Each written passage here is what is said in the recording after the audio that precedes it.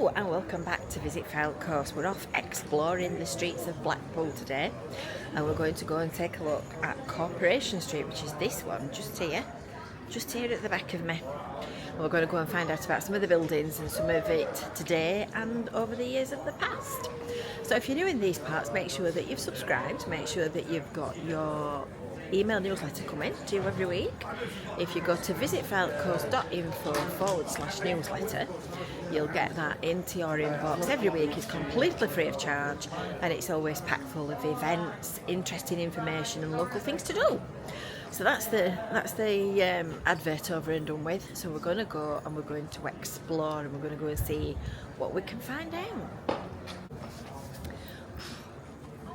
So this is Corporation Street, straight through from here, which is Victoria Street. There you go, look, you can see the Hounds Hill, which is at the back of me here, and that's the sea down there. You can see straight through to Talbot Road, which is the one right in the very distance. And Blackpool Winter Gardens is just here, looking rather lovely. Did you know that Corporation Street was originally called Lytham Street?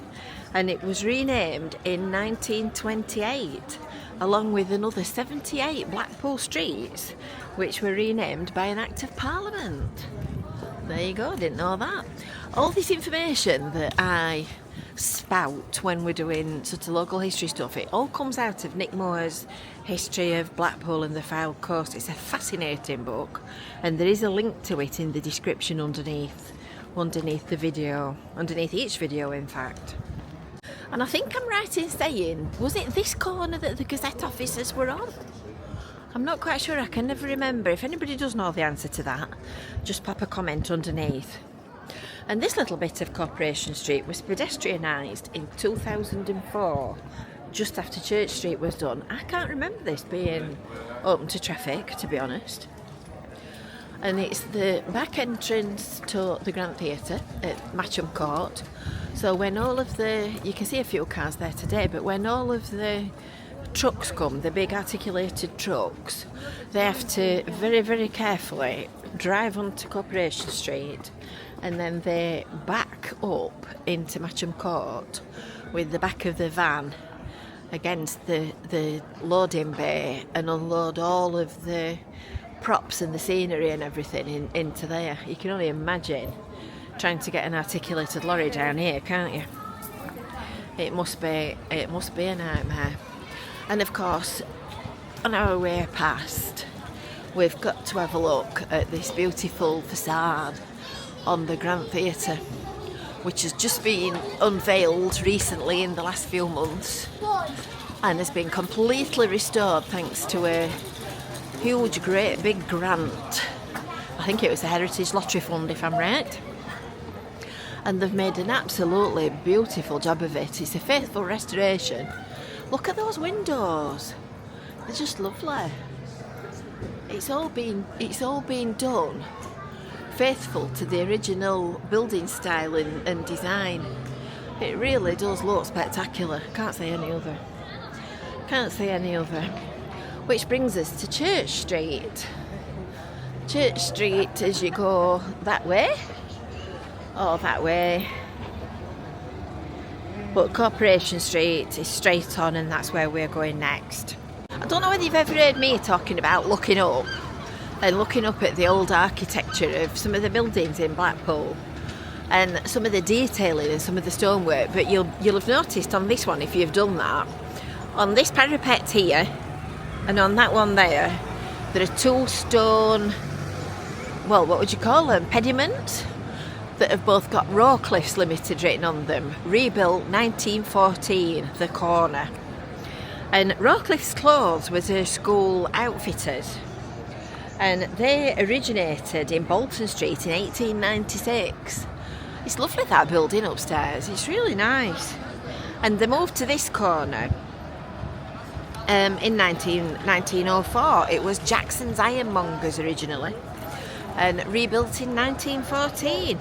And apparently this was known as Schoolwear Corner because they sold uniforms, and then eventually they moved to Burley Street, which I remember ever so well. It was just down there, Burley Street. So did you get your school uniforms from Rawcliffe's? Those were the days, weren't they, when you went for your blazer and your blouses and your school tie. So as you know, as I've told you a few times before, this is also today's modern bus hub. In the absence of a formal bus station, this block around what used to be the BHS building serves as a kind of a bus station, bus terminal type space. So you've got, go on, Market Street, down there just on the other side of the building. So this whole block from Market Street up Church Street and onto Corporation Street forms a kind of a bus terminus. So this is where you catch all your buses into the outlying towns. And would you believe that it was first used as a bus hub at Corporation Street in 1939? So we thought it was quite a recent invention, and it's anything but. So what with the taxi rank and the bus hub and the Grand Theatre, which is always popular and always busy, look at that. Doesn't that just look beautiful from this side? Look at it twinkling in the sunshine. Looks stunning. It does. It's a busy corner. So this is Church Street, which is where Marks and Spencer's is, up to the Winter Gardens. So you've got your fairly sort of new 1970s BHS building. For years that was St John's Market, first covered and then open air before they built it as BHS, which of course is now B&M. Upstairs is West Street car park, so this concrete faced layer and the roof is all multi-storey car park. But along with your kind of new 1970s buildings, there's also some old gems as well. Next up on our tour of Corporation Street is Scruffy Murphys. You probably walked past this a million times and never even noticed it, but it was built in 1840 as the Grapes Inn, and I seem to think that it had got a grapes sign on it some time ago. It's locally listed and it was rebuilt in the 1920s. And it was built in warm red brick with loads of sort of seasoned wood and oak and whatnot. It's got a snug and a separate smoke room for a homely feel. It was run by Tetleys for many years, and then after the exterior brickwork had been painted, it was taken over by Green King, and it's now Irish themed Scruffy Murphys. Have you ever been in that one? Is that on your drinking route? Lloyds Bank is another locally listed one, and that opened on the 9th of April 1938. You can see why it's locally listed. It's a fine building when you stand and look up at it.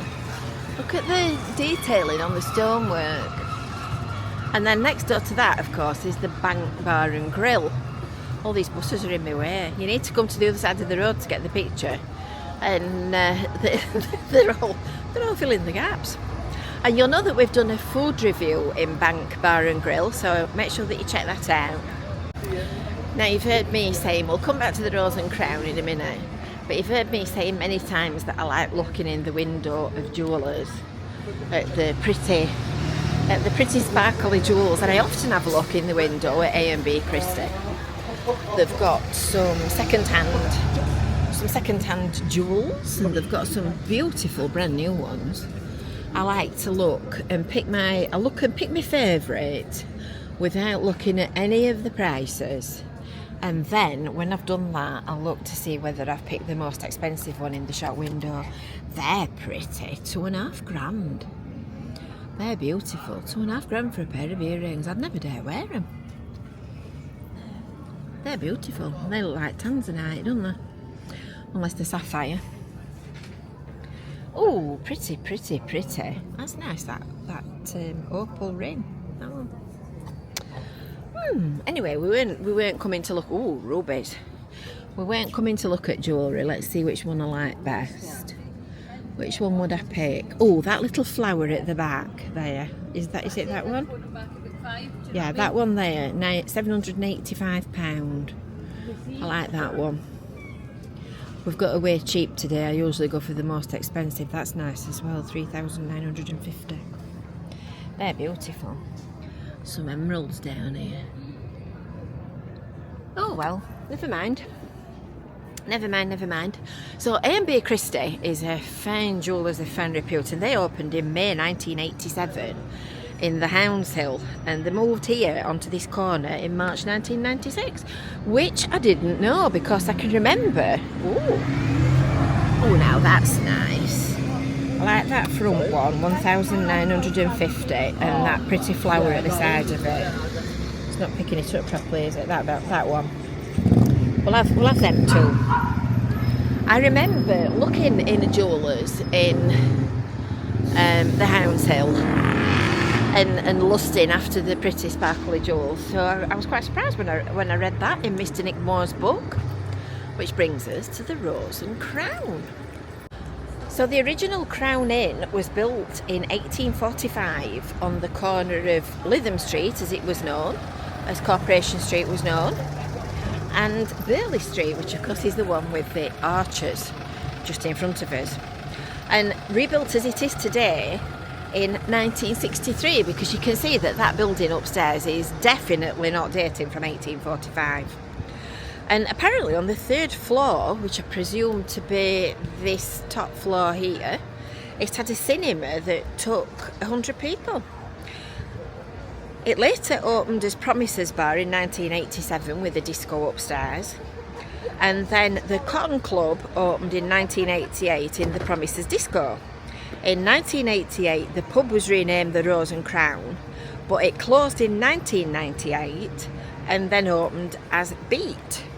And now, as you can see, it's the Rose and Crown again, and I do believe, if I'm not wrong, it's Robert Wynne that owns it, who owns West Coast Rock and the Brew Room. I'm fairly sure I'm in the right place on the right day on the right time.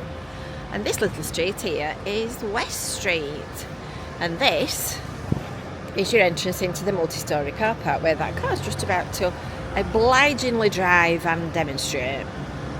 And then we come to the bank.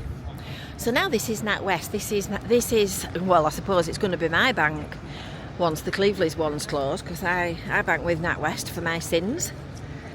I can't quite remember that being built, but it's obviously fairly new. The architecture dates it to sort of the mid 1900s, 60s, 70s, I would have said. And apparently in 1881 the Manchester and County Bank was built at the corner of Corporation Street and Burley Street, which is this corner. It was designed by architects Cooper and Tullis, and it was known as architecturally the best building in town. Now, I don't think anybody would describe that as the best building in town. I think you'd have to be well, blind to describe that as architecturally the best building in town.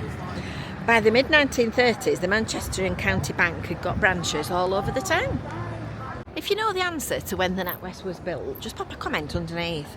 It was renamed NatWest in 1970, so I'm far too young to remember that happening. We're looking up again now at the council offices. So you can just see up there's a crest that says Progress on it, which of course is the town's motto. And I've noticed this frieze loads of times and never registered that they're all different forms of transport. So there you go. When you know, don't you? And the staff moved into the Blackpool Council Extension on the 12th of November 1938. Of course, it's at the back of the original town hall, which is this building here, this original building. Well, I've never noticed that before. I didn't know that this little alley was even here, and I've not realised it's called Cheapside. Where did Cheapside in Barnsley? You can see the town hall now. Look what a lovely building it is. It's absolutely beautiful inside when you go in and look round. So we're back to the corner of Clifton Street now and Corporation Street. So this is Corporation, just to remind you, and the one that we're coming up to that goes up the side of the new Premier Inn, is Clifton Street. So this is the corner where Yates's Wine Lodge was, and rebuilt as this big Premier Inn. I always get my inns mixed up. Do you remember when this was the Tourist Information Centre? So this was originally a National and Provincial Bank in 1929, and it opened on the 23rd of November, and it was demolished and rebuilt as the Tourist Information Centre. So I remember going in there ever so clearly. And then of course the staff moved out of here into Festival House, which is just down here on the left, on the seafront. It closed in 2017 and became Healthworks. There you go, there's a plaque on the wall there. It's for getting back into work, apparently. Do you know, I've never noticed this sign on this front. So there you go. And now we've arrived at our destination. We are at the other end of Corporation Street. There it is, look, all laid out in front of you. So we've had a walk from one end of the street to the other. It's interesting when you see what buildings have been and what's been in them and how they've functioned and what's been the story. Because you see things as they are today and you think it's always been like that, and it's not, has it? So now we're at Talbert Square. We're at the Talbert Square tram stop, joined up with Talbot Road, and there's North Pier at the back of us here, look. Where am I? North Pier, just down here. So I hope you've enjoyed that. I hope you've enjoyed that little look around some of Blackpool today and some of Blackpool's history. It's quite interesting, really. We'll carry on looking at other interesting bits and bobs and stuff and all the rest of it. So make sure that you've subscribed, and then you'll get notifications next time we upload more interesting content. And until next time, we'll see you later. Bye for now.